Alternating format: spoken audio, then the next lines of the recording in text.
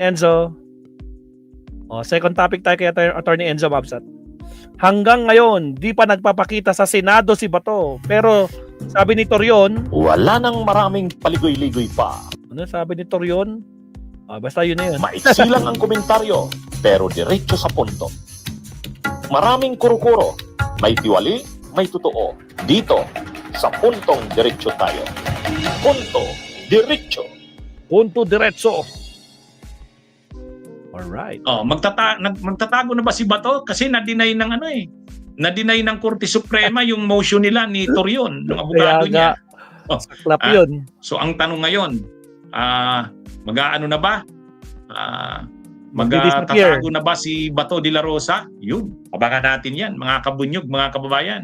Ayaw So magpasalo. meantime, where's your client?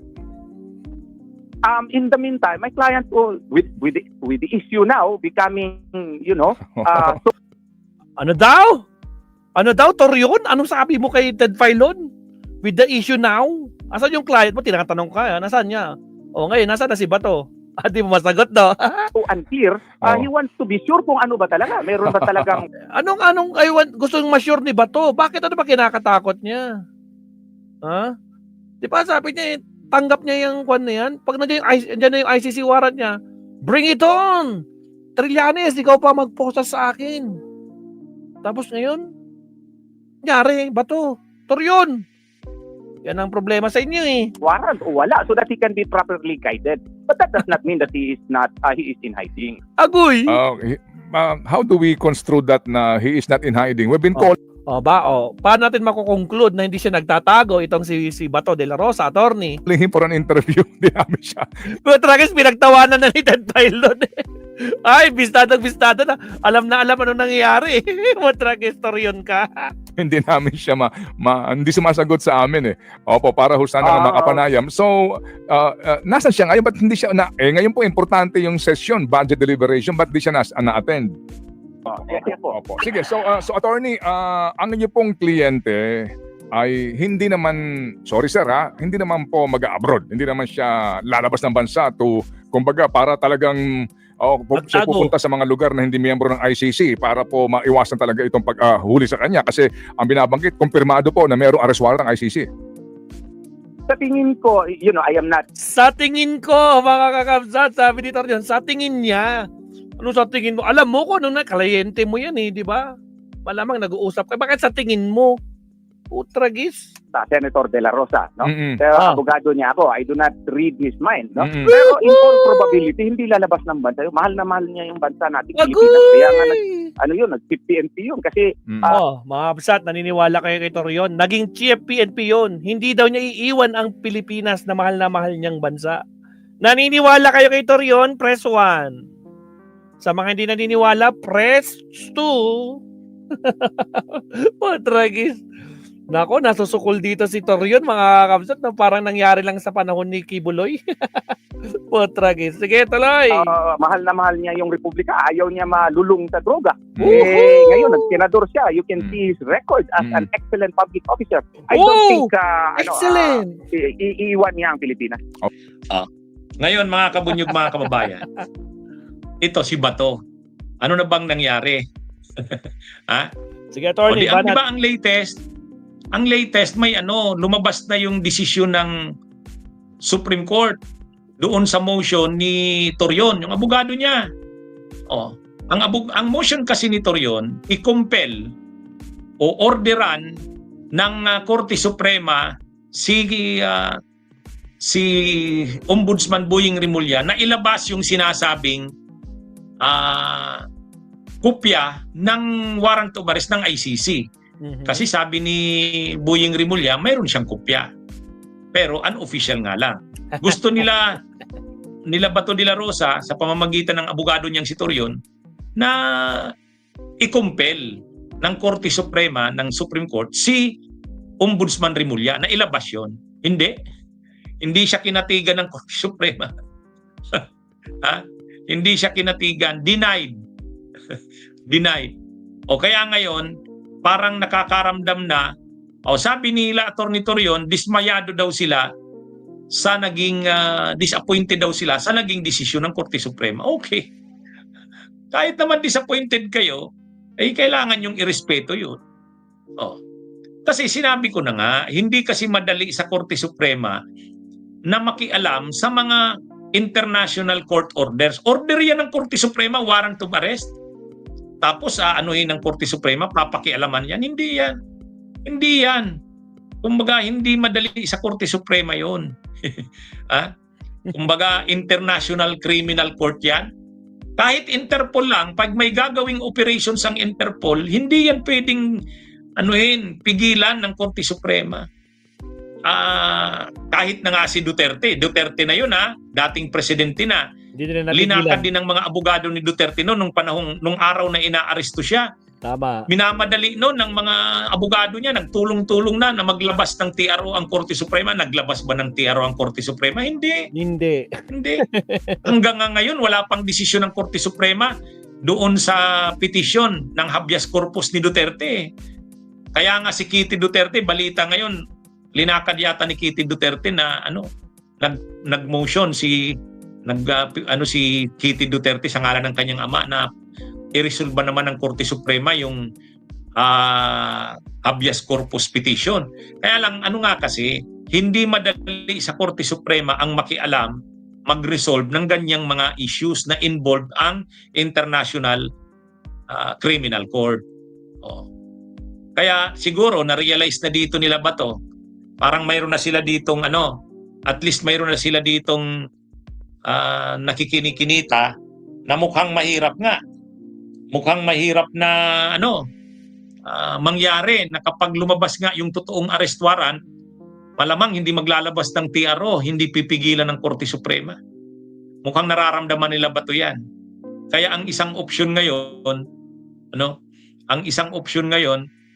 magtago si Bato.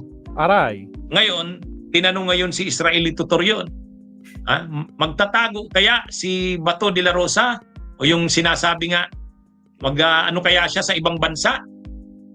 Sabi ni, lalo sa China, sabi ni Israelito Torion, you can see his record as an excellent public officer. I don't think iiwan niya ang Pilipinas. Agoy. Ay sa tingin mo. Pero mas ang dito, si Bato, kabaliktaran nung sinasabi niyang hindi siya natatakot at handa niyang harapin, ang totoo, takot na siya at hindi niya na hinaharap. Hindi na nga siya umaattend sa sesyon ng Senado. Takot na takot. Diba? Hindi na umaattend sa sesyon ng Senado si Bato. Kailan nag-resume yung session? November 11, November 11, 12, 13, 14, walang Bato. O ngayon na naman. Third. Nandun. May kay Enrile, dinala doon sa Senado. Nakita ba si Bato doon? Wala. Hindi. Ang sinasabi ni Attorney Israelito Torion, hindi naman nagtatago si Bato. Agoy. Hindi lang daw makita kung nasaan. O di anong ibig sabihin nun? Pag hindi ka makita kung nasaan at ayaw mo magpakita, di ba nagtatago yun? Ito talagang si Israelito Torion. Tama. Hindi daw nagtatago si Bato.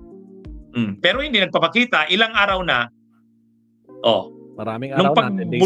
balik ng session ng Senado, November 11, 12, 13, tapos yung Senate Blue Ribbon, November 14, walang Bato. Ngayon, wala na namang Bato. Ang dami ng session yung Senado, Kaya, kung sinasabi ni Israelito Torion na hindi magtatago si Bato, nakakaduda yan. Malamang hindi yan. Kasi sinabi rin na Israelito Torion hindi niya daw ina-advisean ang kanyang kliyente na magtago sa Senado. Kasi wala rin daw naman mangyayari doon. Sabi yan ni Torion. Tell that to the Marines. Sa bandang huli rin daw, mapipilitan ding sumurinder si Bato. So, Ay, society bakit is naipukan ko launching yata? its early access. Naitalon ko. Here's what everyone is Kung wondering. nagkakuan lang siya. Is society worth playing? Hindi. Naitalon ko Putragis. Mali siyang matuntun. Baka nga kahit ngayon mayroon ng Wait ang lang. karakter daw ni Bato, hindi iiwan ang Pilipinas. Hindi nga kaya? Hindi nga kaya? Kayanin kaya ni Bato ang magtago ng magtago? Mahirap yan. Takot na takot. Alam niya na madali siyang makilala. Madali siyang matuntun. Kahit mag-disguise siya, Baka Tony. nga kahit ngayon mayroon ng mayroon ng sumusubaybay sa kanya eh. At totoo lang. Ay, hindi, attorney. Baka magbigay na naman sila ng 10 million sa makakapagturo kung nasaan si Bato. 10 million. Parang kay Kibuloy. 10 million. 50 million. Tragis, makita lang si Bato. Baka mayroon nagtatrack ng lokasyon ni Bato. Para pag lumabas yung arrest warrant, dadamputin na lang siya. Bubulagain na lang siya. Pwede. Bulaga. Pwede yun. O. Kasi naman na eh. Sinabi na ni Ombudsman Boying Rimulya, sigurado nang mayroon eh. Sigurado nang mayroon na arrest warrant. Lalabas na yon. Inassure ni Ombudsman Boying. Kaya anyway, abangan natin. Abangan natin mga kabunyog, mga kababayan. Bunyog! Yo! Halikan! Salamat, attorney. Nako, mabibisit sila niyan. Sigurado, attorney, pag ganyan. Sigurado, talagang sila. Magwawala sila.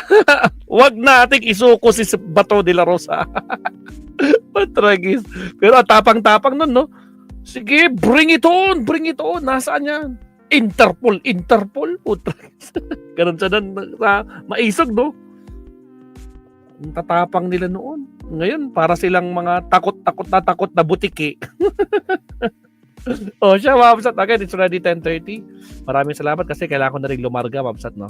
Kita-kits na lang tayo bukas. Wala tayong live stream bukas, Mabsat. Wala ko. Pag-upload ako, yung mga past live natin, mag-upload ako. So, sana supportahan nyo. Maraming salamat sa almost 200 plus na mga nanonood kanina. Ngayon, 173 na lang.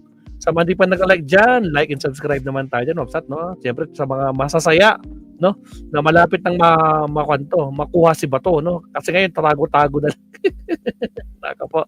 Siya. Again, shoutout sa mga kasama natin dito. Si Ligaspi, si Winnie Artos, si Macaroon, si Love TV Patrol, sino pa ba? Si Jenny Ramos, Arton Zala, si Papa Bean Entertainment, sa lahat po ng mga nandito, at Yolanda Yamada from Japan. Shoutout. Hanggang sa muli. Kita-kits na lang tayo sa pagbabalik ni Maestro Mabsat, no? So again, maraming salamat po sa inyong oras. Katatapos lang ng aming concert kanina. So maraming salamat sa mga nanood, no? Thank you very much. Hanggang sa muli, Maestro Paul is signing off. Paalam, Mabsat. Bye-bye.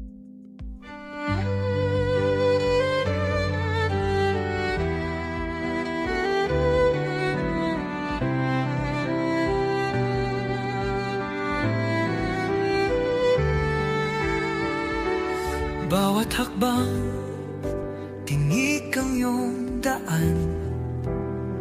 Sa sariling bayan, ika'y hinusgahan. Ika'y siniraan ng ganit sa kapangyarihan. Agilang nagnakaw ng pera ng taong bayan. Pinapasan mong lahat ng dusa. Matatag ka, hindi kaya ng iba. Ngunit kahit sugatan, kahit lumuluha, iniisip mo pa din kapakanan ng iba. Bongbong, hindi ka kailanman iiwan. Loyalista hanggang dulo ay nandyan. Kasama mo kami sa lungkot mo at saya. Pagkat Pilipinas, ikaw ang pag-asa. Sa laot ng unos, ikaw ay nag-iisa. Iba'y nagbubunyi sa iyong pagdurusa. Ngunit lahat ngayon ay malinaw na. Katulong mo ang Diyos, nag-iba sila. Ipinaglaban mo ang lahing sinumpaan. Nagkalat peking balita sa mamayan.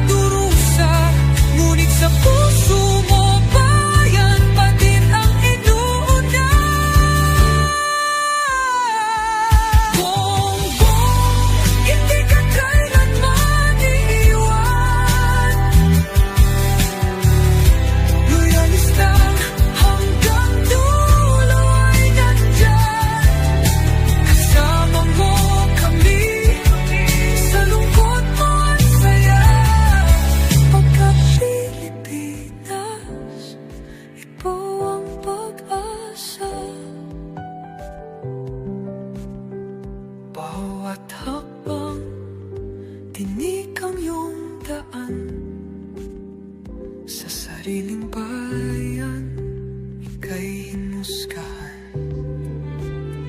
Ika'y siniraan ng ganit sa kapangyarihan. Haginang nagnakaw ng pera ng taong bayan. Pinapasan mong lahat ng dusa. Matatag ka, hindi